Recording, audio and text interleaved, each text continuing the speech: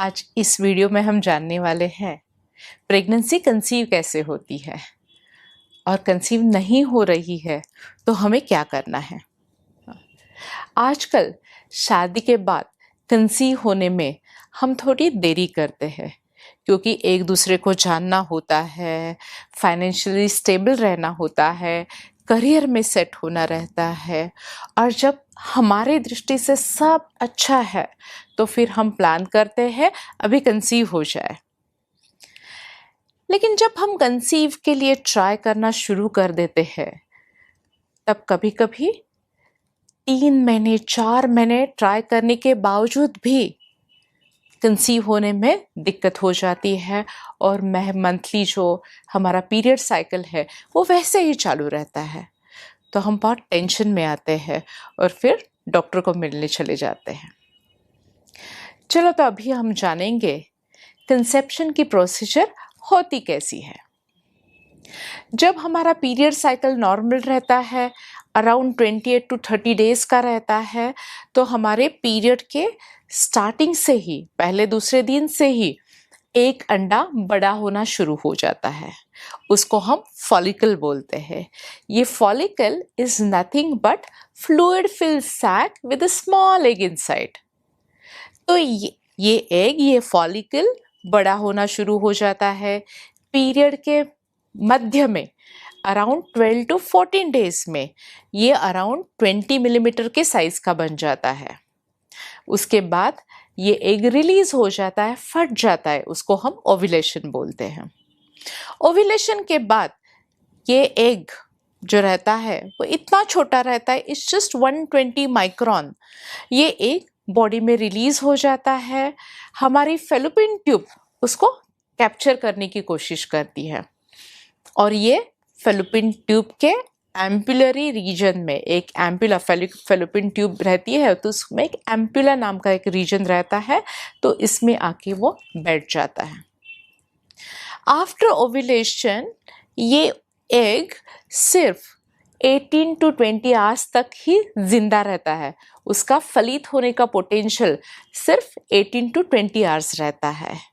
उसी दौरान उसका स्पर्म के साथ मिलन हो गया तो ही प्रेगनेंसी कंसीव होने के चांसेस होते हैं।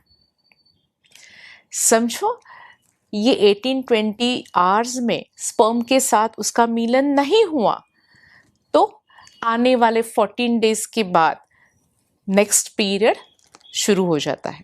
जब पीरियड्स नॉर्मल होता है, माहवारी नॉर्मल रहती है, अराउंड 28 डेज to 30 डेज की रहती है, तो हम पीरियड के 11 डेज से एक 20वें दिन तक ऑल्टरनेट डे साथ में रहने के लिए बोलते हैं, क्योंकि इंटरकोर्स के बाद स्त्री के शरीर में स्पर्म्स ऑलमोस्ट 5 to 7 डेज तक जीवित रह सकते हैं और उस दौरान ओव्यूलेशन हुआ रहेगा तो कंसेप्शन के चांसेस, प्रेगनेंसी के चांसेस मैक्सिमम रहते हैं।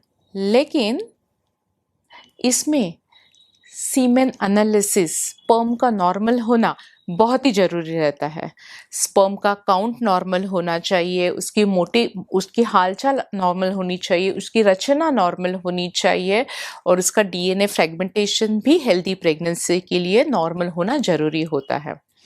तो स्पर्म एनालिसिस करना बहुत ही इम्पॉर्टेंट बात हो जाती है। और एक इम्पॉर्टेंट बात जो कंसेप्शन के लिए मायने रखती है, ये ट्यूब की पेटेंसी। जब फेलोपियन ट्यूब क्लॉग्ड रहती है, ब्लॉक रहती है, तो एक साइड से जो एग आता है ट्यूब में बैठता है और दूसरे साइड से स्पर्म जाके उसको मिलता है, तो ये मिलन पॉसिबल नहीं होता और फिर कंसेप्शन के चांसेस बहुत ही कम रहते हैं।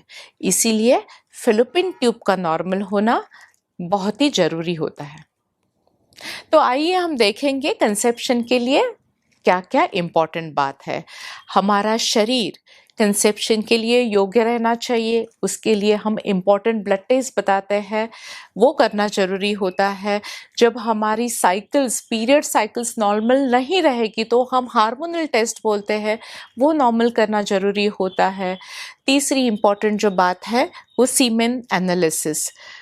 हाँ, हमारी वीर्य में स्पर्म की का मात्रा और उसकी मोटिलिटी अच्छी होना ज़रूरी होता है।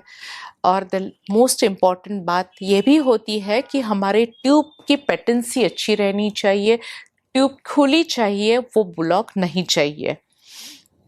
और इसके साथ ही साथ जब हमारा पीरियड साइकिल नॉर्मल होता है तो हमारा ओव्यूलेशन हो जाना वो भी बहुत ही महत्वपूर्ण होता है। तो इस वीडियो में हमने जान लिया कि कंसेप्शन के लिए कौन सी चीज़ें इम्पॉर्टेंट है। हाँ, तो इस विषय में आपके कुछ सवाल रहेंगे तो कमेंट बॉक्स में लिखिए या हमें ईमेल कर दीजिए। और प्रेगनेंसी रिलेटेड, इनफर्टिलिटी रिलेटेड और IVF related, female health related आपको कुछ जानकारी चाहिए तो हमें हमारा ये चैनल अवश्य देखिए। Thank you.